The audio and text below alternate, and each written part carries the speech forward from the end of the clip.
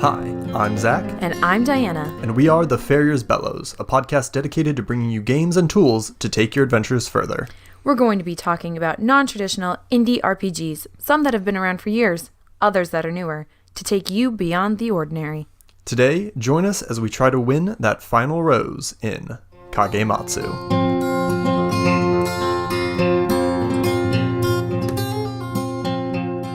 Our first segment is the Call to Adventure, our overview of the game. Kagematsu is a game developed by Daniel Lewan and originally designed by S.R. Knight.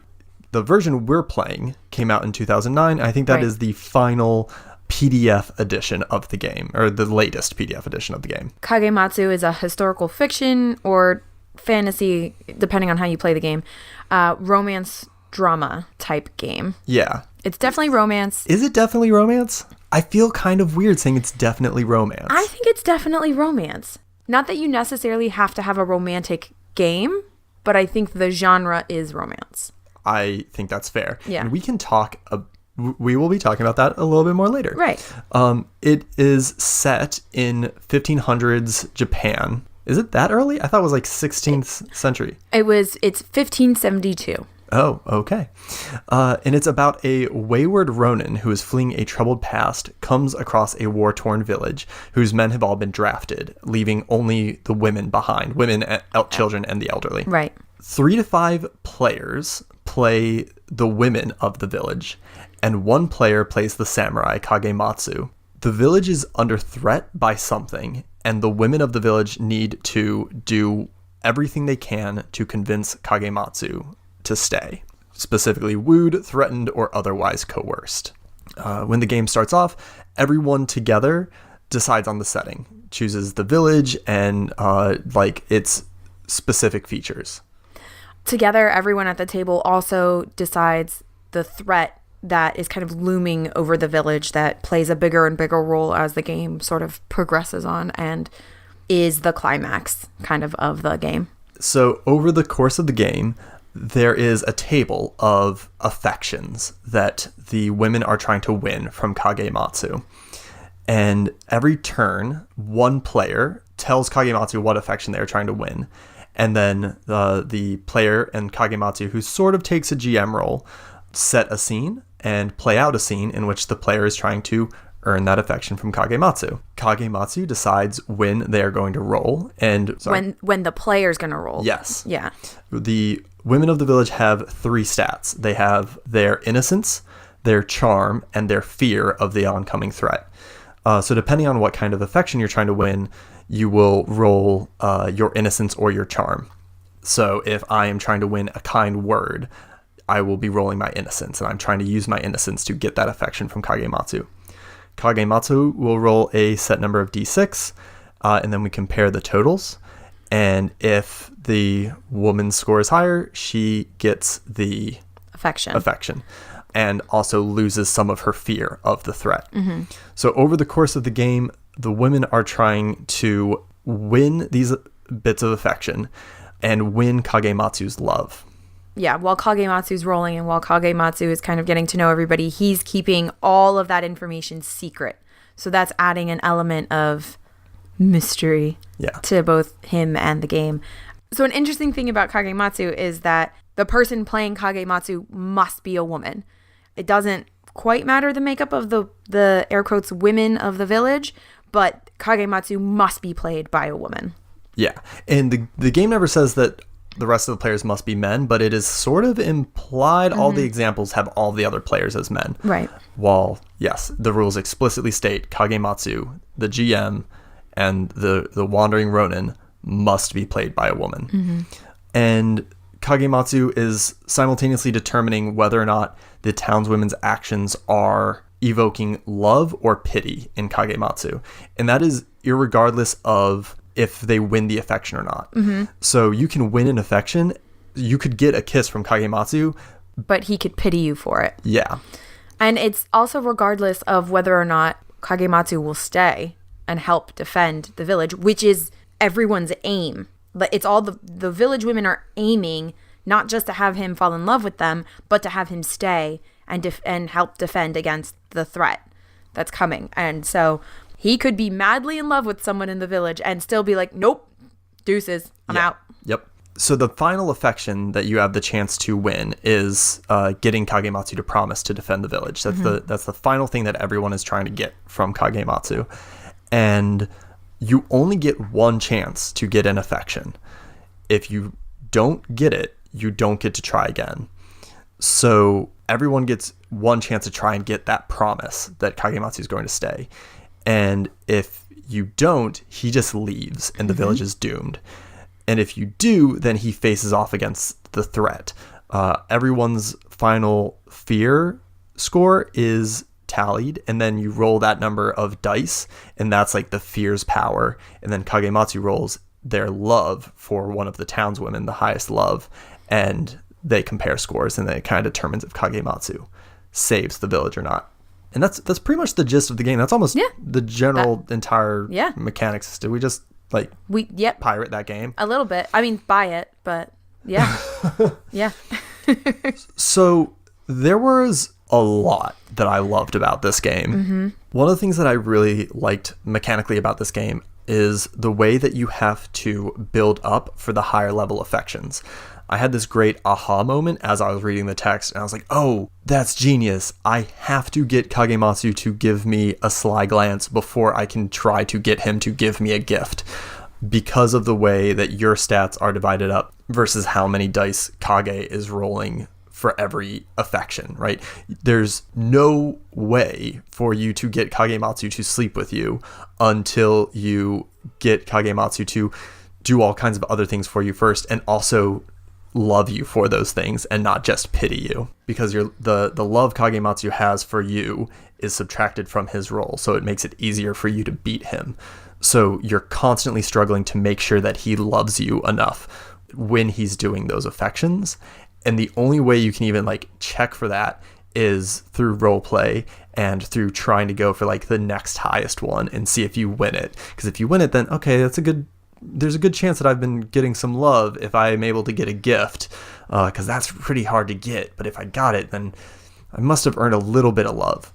I think it's genius in the way that there's this slow build up. Yeah, no, I completely agree with you. And I think on the other end of that, from the Kagematsu end, one of the things that I really loved is, regardless of how you rolled, regardless of if you won that affection or not, I'm still awarding you points. I'm still deciding whether or not that's going to make Kagematsu fall in love with you, or it's going to make Kagematsu pity you a little bit. Regardless of how it moves out, like if you went big for your first roll and you failed it spectacularly, Kagematsu could still be like, I admire her spirit. Here's a point of love. Or, ooh, no, too much too fast. Here's a point of pity. And I really think that was just a really interesting mechanic, because there are some other mechanics in the game that maybe hinder the players from going big really fast. It doesn't necessarily affect Kagematsu's opinion. It doesn't have to take away Kagematsu's opinion of you. Kagematsu is still forming these opinions, even if there are these other things influencing the player's decisions of what affections they're going for. Yeah, that's interesting, because I guess like I could have tried for some of the higher level things if I wanted to, just to try to earn that love, but I'm probably going to fail at the affections and not reduce my fear, right? So I'm still going to be afraid, but I might be able to earn love and make the other ones easier. And a big part of that is like knowing what kind of person Kagematsu is. Another thing I really loved is the way scores are generated and pitted against one another. Kind of already talked about this, but like the character's fear of the threat determines how strong the threat is. So if the characters are unafraid, the threat becomes less dangerous. Players are encouraged to play longer to try to alleviate that fear, which also makes it an excellent pacing tool, as well as a strength mechanic, right? I felt like the mechanics of this were very finely tuned in a sense that I don't always get from like indie story games. It was crunchy in a way that did not ever feel like it was stepping on the toes of scenes. Right. All of the crunch is in the background, And even though it's significant and important, it's like seamless. I really liked the mechanic of the sixes not counting. Well, they counted, but not towards the affection rolls. If you rolled a 6, your 6 went on like on the shadow tracker, and if you got too many 6s, the threat loomed and interfered with your scene.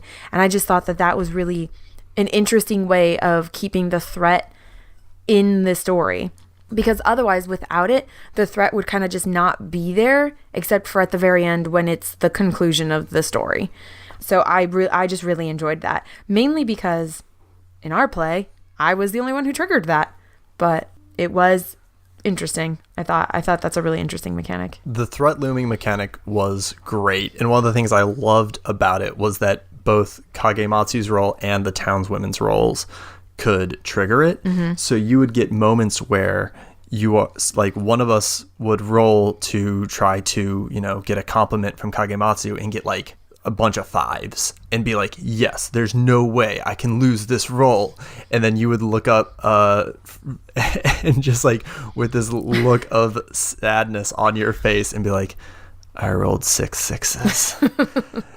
And suddenly having that rug pulled out from under us, and knowing that we weren't going to get what we wanted, because not even because we failed, but because circumstances failed us, right, was so good and powerful. The last thing I liked mechanically was that it really addresses scene setting and figuring out how to set scenes and work towards a scene in a way that I've had issues with some other indie games in the past that are based around like setting a scene and moving towards a goalpost, right? Right. The townswoman decides that they want to have a scene, and we immediately start with, this is what I want to get out of the scene. And then both the townswoman and the Kagematsu decide like where that's happening and how that scene's going to go. And then Kagematsu, like, you narrate, we role play until Kagematsu says, all right, this is the moment where you might get what you want and you might not. And that setup and that pacing felt so much more natural to me than it has in other games. You have a clear goal in mind. Both people are going in knowing what is at stake and what they want. I think it's because it's very focused and it's very direct. Right. It just felt so clear, and it made every scene really hit for me. I didn't feel like we had any scenes that were just kind of like blah or okay. Every scene was like very tense and very like, I was in it. Whether or not I was in the scene or not, I wanted to know how it was going to play out. Yeah, no, I agree. And the rule book gives you a lot of room to play with how the scenes are set. So it could be Kagematsu sets every single scene, and the townswomen have to figure out how they interact within that scene. Or it could be that more closely to what we did, where we kind of collaboratively decided what the scene was going to be and how we were going to react in that scene.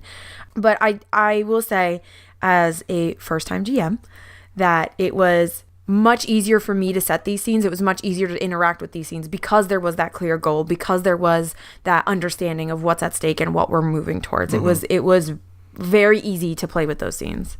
Were there any thematic things that like really stood out to you that you really liked? So, I don't know if this is necessarily thematic, but it is something that came up a lot. The influence of Kagematsu's reactions to certain players or certain actions really changed how the game moved itself forward. So based on certain roles, or based on how certain people were reacting to the Kagematsu, changed how everyone else was reacting to the Kagematsu. Can I ask why you keep saying the? I don't know. I did that while we were playing, and every time I was like, it's a name, and I keep making it like a status. It feels very like third person. Like I'm like, you know me. I'm the Kagematsu. I'm the Zach.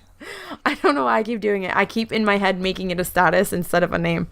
In our game, we had a player who was leaning very heavily into the innocence side, and everyone else kind of picked up on that's not really working for this person, so we're going to have to change the way that we're playing. And you saw it with that player and with everyone else, that it kind of just kept evolving and changing, which I guess happens in relationships, but I just thought it was a really interesting thing. Yeah. I think that's absolutely fair. The way that people immediately changed the way their characters were going to do things based on how they saw Kagematsu doing things. Right. And I had to struggle not to say the Kagematsu. It feels like a status. Yeah, it does. And, well, it kind of is. One thing that I really liked was the way that players immediately started competing with one another and judging the ways that others would try to attract Kagematsu. We immediately got wildly catty. We started openly judging each other. If like that player who was very much leaning into their character's innocence, she was a shrine maiden, and we were just like rolling our eyes at her and just being like, oh my god, I can't believe she's playing this, playing up the lowly status thing. I can't believe we're playing up this holier than thou. If the characters who were heavier on the charm started getting like really, really seductive and really like sexy, trying to play it up with Kage, we would be like, oh my god, I can't believe she's acting like that. She's so desperate. We immediately fell into that judging one another mentality. Yeah. In a way that was really interesting, because in a sense, we're all trying to cooperate. We're all trying to get Kagematsu to stay and save the town. But we also all wanted to be the one object of his affection, and immediately got very competitive over it, which I thought was really interesting. Yeah, I think that is the other side of the coin of the thing that I thought was really interesting. But another thing that I thought was interesting that was kind of playing into how the characters were reacting and why they were kind of changing what they were doing to win my affection, was the threat itself. Every time it would make an appearance, gameplay changed just a little bit, but it changed. Every time we were reminded of the threat, play got a little bit more desperate. We need Kagematsu to stay. We need Kagematsu's help. And I just thought that the kind of looming threat and those little glimpses of that threat, I thought that was really interesting. It was really interesting to see the reaction of it, like to see the influence of that on gameplay, in how people reacted, in the decisions that they made. Yeah, and I felt that as a player. The first couple scenes when the stakes are very low, right? It's pretty easy just to get a kind word or a sly glance or a secret look. Those things are pretty easy to get, and early on, we haven't had these moments of the looming threat. And we had been playing with, did we say this already? Our threat was an unusually severe winter in our mountain town. Yeah, I don't think we did say that. And so we were playing, and we knew that the winter was going to be really bad. And we knew that we were going to need help, since it was just us women and old people in a mountain town. But at the start, we hadn't really seen any of that. And then one of the first looming threats was it was October, and we saw a snow flurry, there were some snowflakes falling. And it was okay, that's kind of concerning, but we're just going to keep flirting with Kagematsu and just keep trying to get him to stay. And by the end, there was frost on the ground, and people had started talking about how the stores were really low and we didn't have any food to last us the winter. And by the time we were up at those higher affections, getting really close to endgame, I think the other players were we're feeling that desperation. We need to get him to stay. Even though all of our fear was really low, I was we have to win this promise. If we don't get him to promise to stay, we are screwed.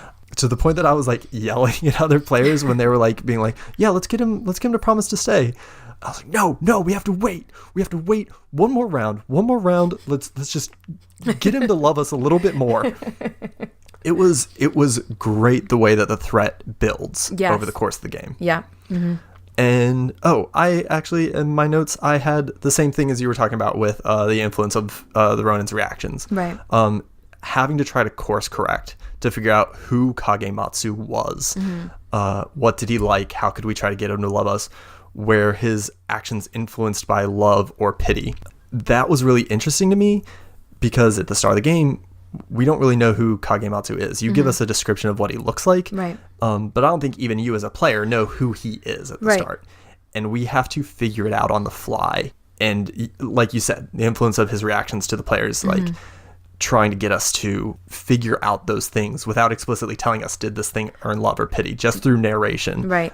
It was so much fun. It was so stressful and silly, but not silly. It was just good. Yeah. It was extremely fun playing Kagematsu for those exact reasons on the other end, right? Like, maybe I wanted to give a kiss or give a touch at that moment, but the role says I don't. So I can still award love, but I haven't done that. So I'm now building that into my character and into my personality. I have to justify, why didn't I do that? Why didn't I give that kiss? Like, the personality builds as you're playing the game. So even though those roles don't necessarily affect my success, it does affect my personality, and it affects how I play moving forward, because you do want to be kind of consistent. Otherwise, you're just like a crazy person.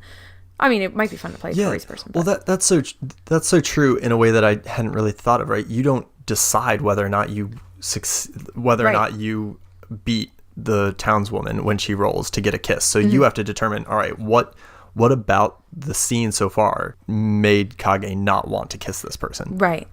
I thought you did an amazing job. Aww. And I thought it went really well. Thanks. I will say you guys rolled pretty well a lot of times. I was really generous with the love. You guys were doing a really good job. We don't have to go into it, but well, we are. I mean, we'll go into it a little bit later. Yeah. Things we had questions about. Oh, I do not understand the pity. Pity doesn't serve a mechanical purpose in the game other than you have to award a point after every roll, and so you either award it in love or you award it in pity. But the pity doesn't do anything. You don't subtract the number of pity. You don't count the number of pity. Like, the pity does nothing. It's a placeholder. And that really bothered me. Either I just shouldn't award the point, or I should be, like, subtracting the pity from the love to see if they're the number should matter. Otherwise, I'm wasting a pencil stroke. And it just bothered me. And I wonder if that's me fundamentally not understanding it, or if I could have a sit-down conversation with the creators and the people behind the game to just be like, why do I have to put the pity mark down? And maybe that's a Diana issue. I don't know. I think the pity is so important. I feel like it's not. It is, and I think it serves no mechanical purpose. It doesn't serve a mechanical purpose. And I want it to serve a mechanical purpose. I think it's important that it doesn't serve a mechanical purpose, because it is forcing you to pity someone in a way that it doesn't do anything. And in a way, it does subtract from love, right? Because it's subtracting from the love that it's the love they didn't get. Or right? They could have just not gone for an affection. Like, the people who had pity marked down weren't necessarily the people with the least amount of love. The people with the least amount of love tried for less affections, because you can chain affections. Yeah. The people with the least amount of affection have the least attempts. It's not that they have most pity. Well, that's what I think that's so interesting about how you played your Kagematsu, is that you pitied the people who tried harder. That's really interesting to me. The fact that you have to, I think it is one thing to say, this person tried to do something and I don't love them for it, right? They didn't earn any love in my heart for this thing that they just did. Mm-hmm. It's a very different thing to say, this person just tried to do something and I pity them for it. I think that's such a powerful move. And I like that I like that the game makes you do that and doesn't do anything with the pity. See, I would be fine with giving out pity if the pity did anything. I didn't give out very much pity because it kind of wasn't worth it to me. I know. To give out the pity. I didn't. But that's what I'm saying, right? It hurt you. You as a player didn't like doing it, and it hurt you, and I love that about it. Yeah, you would. You would. But that's my question. Like, why doesn't pity serve a mechanical purpose? Like, okay. Why am I not subtracting it from love? Just why doesn't it do anything? I don't know. Why doesn't it make it harder for me to stay or something? I don't know. I just wanted it to serve a purpose. I just don't think that's what pity does in our hearts. I don't pity very many people. Maybe that's why I don't get it. I don't know. I think it's good. My question was more of a mechanical rules understanding question, which is, what do you do? So like you said, you can chain affections. Mm-hmm. If you get your first affection, you can keep the scene going and go for more. And we had a lot of instances where someone would get their first affection and then they would go for more and would lose out on those affections, would lose later, either through the looming threat or just failing. And we weren't sure what to do with those affections, the previous affections, especially if it was the looming threat that did it. Right. The game is pretty clear that if a later affection fails, all of the fear that you alleviated goes back. Right. You get your fear back. But it didn't say whether or not that meant that you couldn't try for those affections again. And it doesn't say that you fail when the threat looms. In fact, it explicitly says that if a threat looms, you don't have to mark that you tried for the affection. You can try that affection again. Right. So we weren't sure if when a threat looms, if your fear gets reset or if you can still try for those affections or not. I was a little unclear about how that is intended to work. And it especially was confusing for me on my end. Like, we had a player who tried for like 3 or 4 affections, and it was that last one that the threat loomed. So that very first affection that they got that was super successful, what happens to that very first affection's side effects, right? Like, I know that's exactly what you're saying, but I'm thinking of that, like a super long chain. Oh, yeah. Where it went on for a long time. Is all of it reversed? Is only the last 2 questions. Just questions. The last thing that stood out to me is that the cover is absolutely gorgeous. I wish that I had gotten my hands on a physical copy of this game when it was still available. You can now only get it on PDF, but even the PDF is absolutely gorgeous. I printed it out in a little booklet form, and the cover is just beautiful. The cover was actually designed by Luke Crane, and the art is credited to Karen Form. And it's just this beautiful, like Japanese style print. And I love it. I think it's super beautiful.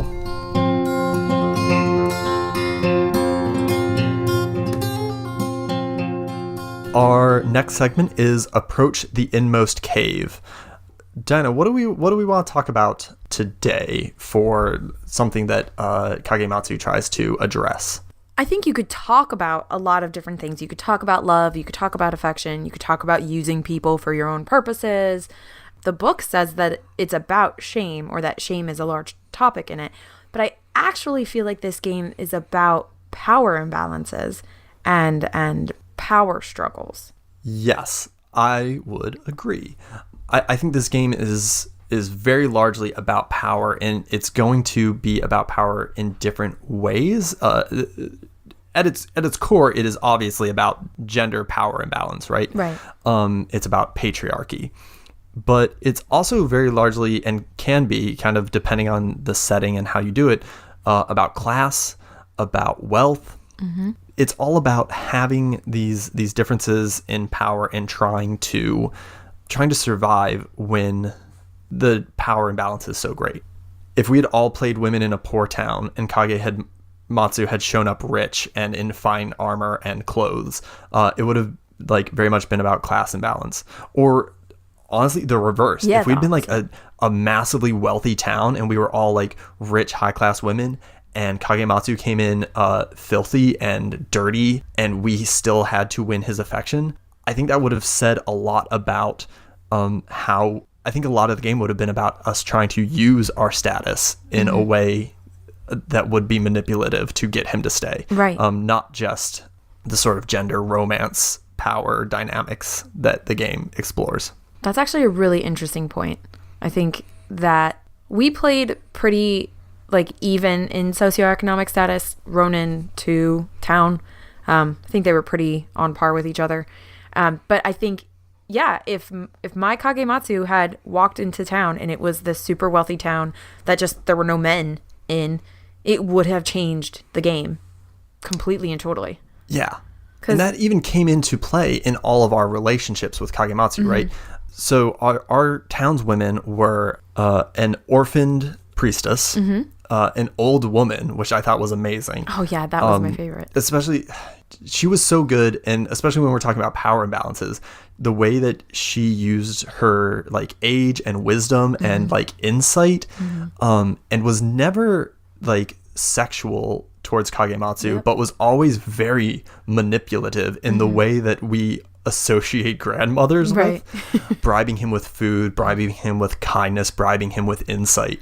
Well, there's the power imbalance. There's the larger cultural, I know we're going to go into this a little bit, but there's large societal power imbalances, and then there's individual power imbalances. And especially in Japanese culture, where you respect your elders, and that's a really big thing, there was a huge power imbalance between those two players, because like Kage was never going to do anything to be offensive to this woman. She was a grandmother, and she was manipulative, and she gave him delicious sweets. So like there was no way that she had the advantage in that relationship with her imbalance, because she knew she had power over him.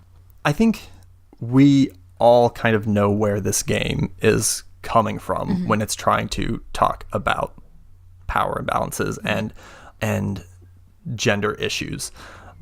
It's very clear that from the setting to the general setup, right? This idea that all of the men are gone in the village because there is a war going on. This is talking about power imbalances historically, culturally, through the time period, through the setting. What can we say about, like the patriarchy through history that hasn't already been said? Right. And the thing is, I don't necessarily think we need to say anything different than what has been said. Like, the fact that Kagematsu comes to town and every woman's like, we need to get him to stay. We need a man in this village. We need someone strong, because none of them are strong, because none of the women can handle themselves. It must be the man. We must keep the man. Like, this is a tale as old as time. And like, I think that's what's interesting about it, is that even though this is a game, even though this is set in Japan in 1572, it is still the same story that is being told today, essentially. Yeah. This is not an outdated issue, and it's not a new issue. Right. And one of the things I liked about in our game specifically is that our threat wasn't something that we needed a sword for. Right. We were worried about like, the other villages aren't going to respect us enough to do trade with us if we don't have a man. That was like something that we like said at the table. Yeah. That was explicitly said. Yeah. Like we don't think that other people are going to respect us. We need this dude to represent the town, or else no one's going to do trade with us.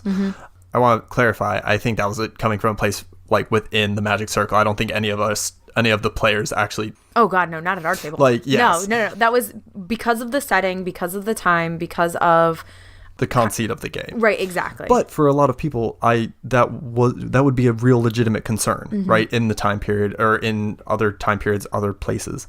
I also think a big part of this game, and the reason this game was made, is because of power imbalances in the hobby itself, right?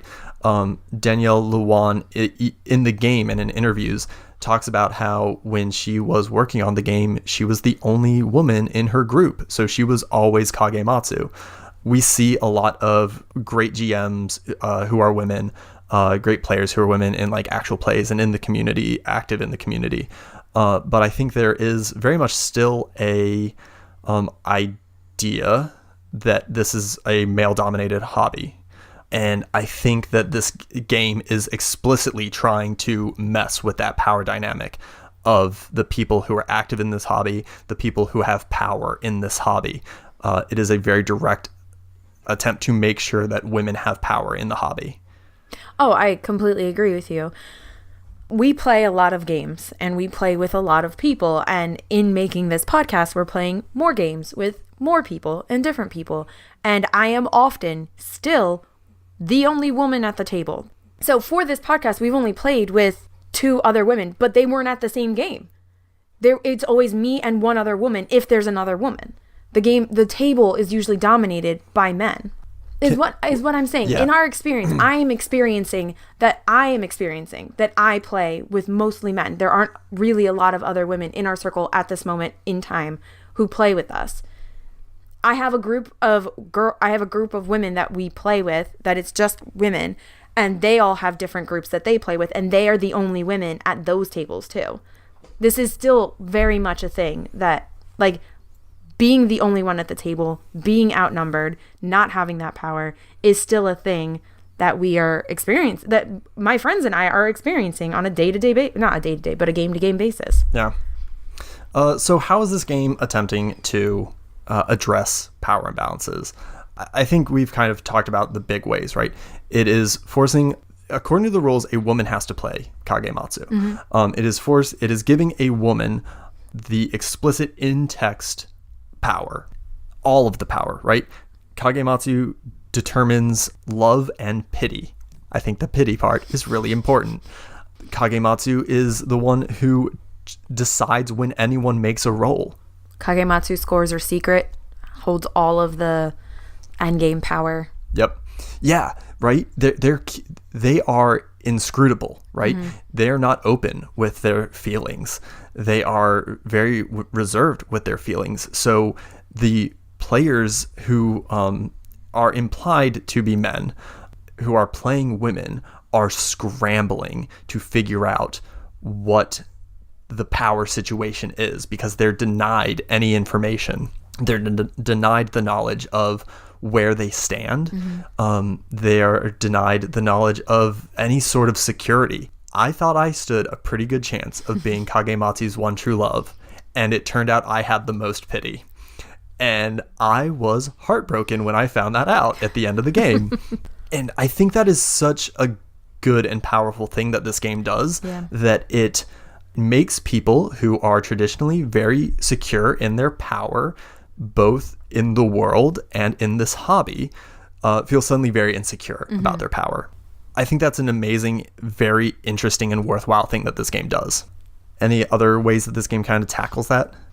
Making all of the characters fight for Kagematsu's affections, regardless of who Kagematsu was or is. So in the game that we played, I tried to make him likable and lovable, but I didn't have to. I could have made him a giant butthead. Just a huge, huge jerk. I could have. Yeah. And you all still would have had to try to get me to like you. Yeah. Yeah. And so that's something that I thought was very interesting, right? So when we made the townswomen first, and I thought it was really fascinating when one of our players was like, I want to play an old woman, like an old grandmother, and like kind of talked about her, and I was like, oh, okay, that's really cool. And then another player was like, okay, well, I'm kind of just like an average looking, like demure kind of priestess. And then me and another player were like, we're hot. Like, I was a hot 22-year-old. This other guy played a hot 33-year-old. They're like, yeah, we're hot. We got it together. I own a business. I'm like ex-samurai class, and like we got it going on. And we were like so confident in our characters and so like into them. And then Kagematsu rolls in and you're like, he's below average looking. Yep. He has okay clothes. Yep. And I was like, oh, I'm better than him though. Yep. But I'm better than him. Why do I have to try to fight for his affection now? Because I'm better. And I was like, oh, because that's this game. Yeah.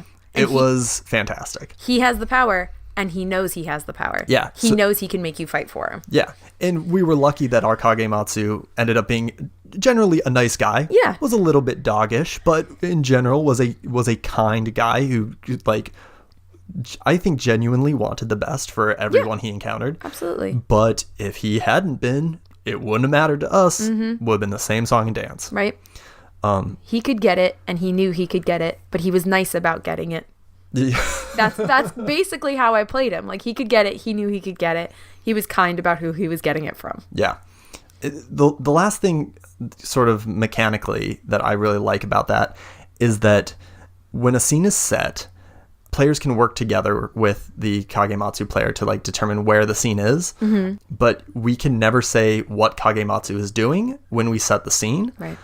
Only you can say what Kagematsu is doing, where he is, why he comes into the scene.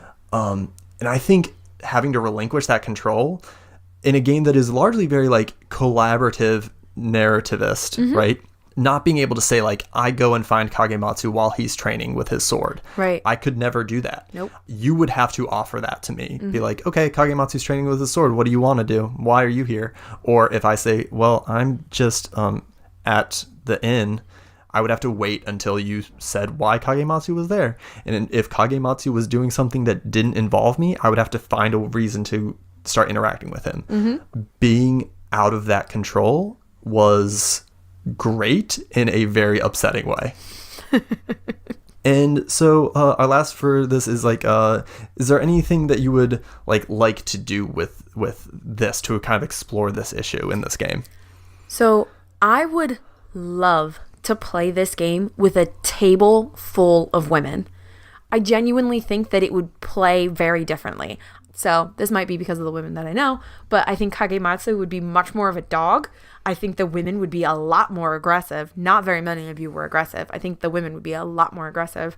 And I think the women would be a lot more honest with why they were going after Kagematsu. It's not because he's a hot shit. It's not because it's like, I want to get laid, so I'm going to roll in the hay.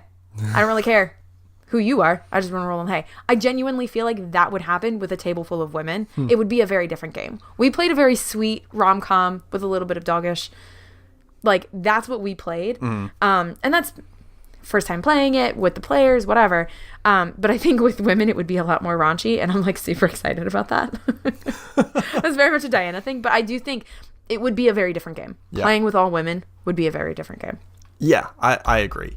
In the game rules don't explicitly state that the townswomen can't be played by women. Right. I wonder what would happen if, and I did not write this one. We wrote this collaboratively because I think this is very interesting. I wonder what would happen if a man played Kagematsu and broke the rules. And so I wrote that down because I do think it would be extremely interesting to see. I just think it would be really interesting to see. I am very interested in this as a concept. I think the only way this could work at all in any sort of interesting way would be if the entire table was men or were masked. I think if it was a man playing Kagematsu and women in any form playing townswomen, it would lose its magic. It wouldn't be interesting because it wouldn't be talking about power imbalances the same way. But if you're playing if a bunch of men are playing for the affection of a man, you can still get you could still get some of that. I don't think it would be as powerful for the player playing Kagematsu because they would just be living a power fantasy that they already, in a lot of ways, live with. I feel a lot of ways about the fact that I can never play as Kagematsu if I wanted to play by the rules. I think it's great, and I think it's good, and I am heartbroken about it. Is really what it is. I'm a big stickler for game book rules. If I understand the rules, I want to play by the rules. I would love to play Kagematsu, but I feel like I would just be playing a power fantasy that isn't for me, and I don't think I need it, even though I would love to play with those mechanics. You know what I mean? Does that make sense? Yeah. I just think the mechanics that Kagematsu has are so interesting and so fun and so cool, and I love and am saddened that I will never, if I ever do, I will feel incredibly guilty. And I love that about this game. But I think that would be a really interesting underlying tone for the Kagematsu if he's feeling guilty about his power trip over, right? Like that's why I think it would be really interesting. I would not want to play at the table. I wouldn't want to be one of the women. So I think I do agree with you. I think the only way that you can do it is if it's a table full of men, because I wouldn't want to participate in that. I don't think it would be very fun. I would love to see how you play a Kagematsu. I just think it would be really interesting. You tell great stories, and I think it would be really fun. But I'm not trying to toot your horn. I'm just saying the obvious. But yeah, no, I agree with you. But I think that underlying guilt, that like I'm not supposed to be here, would be a really interesting like thread, like woven into the tapestry of Kagematsu. I think it'd be interesting. Yeah, we're talking about like breaking the game at this point. Oh yeah.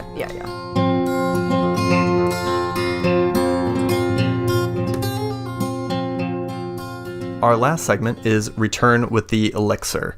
Other books, movies, games, media that inspire or explore similar ideas or themes or elements. My first that I loved and was so happy when I thought of this was Hana, The Tale of a Reluctant Samurai. I actually don't know if it's pronounced Hana. It's Hana. This is a movie that was actually... it's a live-action movie that was produced or distributed by Funimation. It is about a samurai who doesn't want to be a samurai, doesn't want to fight, is way more interested in love and poetry and all of the, like, I don't know, I think softer elements of samurai culture that we tend to think of.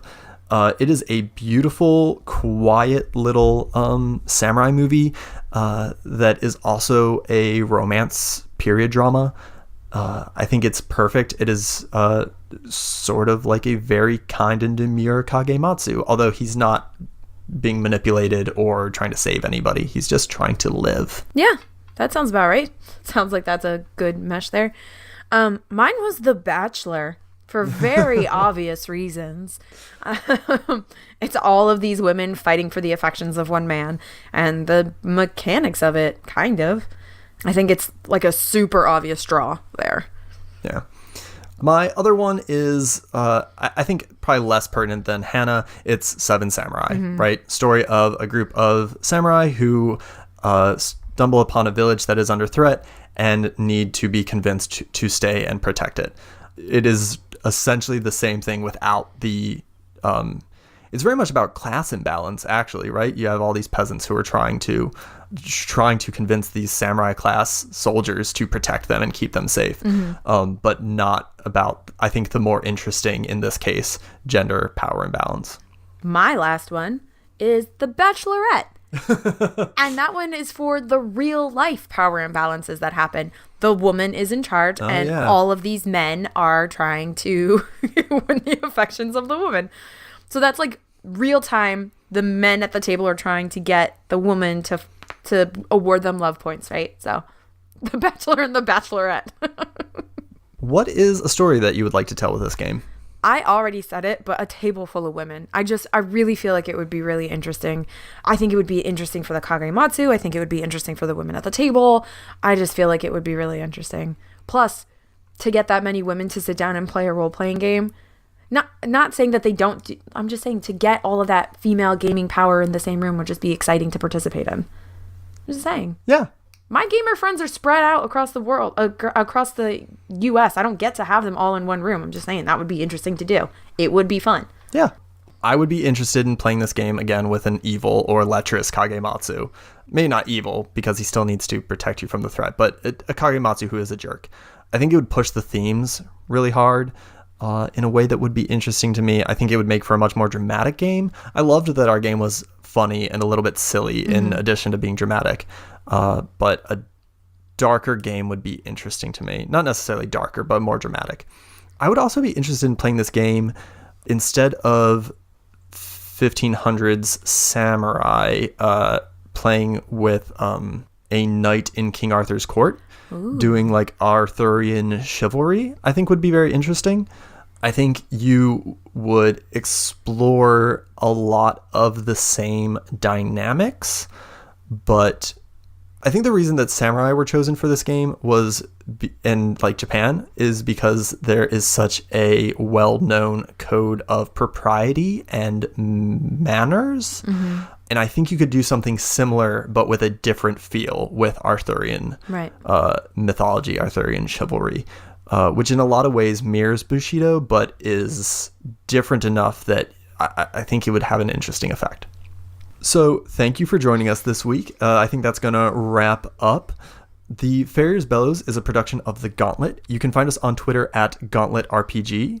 You can find us on our website at gauntlet-rpg.com. And we are on Patreon at patreon.com/gauntlet, where you can contribute to The Gauntlet and support more great shows like ours. We want to extend a thank you to our editor, Zach B. You can also find us on iTunes. Please rate and subscribe to us. We would really appreciate it. You can follow us on Twitter at Farrier's Bellows. Please talk to us and talk about us. Please share us on Twitter. Share us with your friends who are interested in exploring new RPGs, new story games that maybe they haven't heard of yet. Until next time, you cannot dream yourself into a character. You must hammer and forge yourself into one. Remember that you're not here to make friends.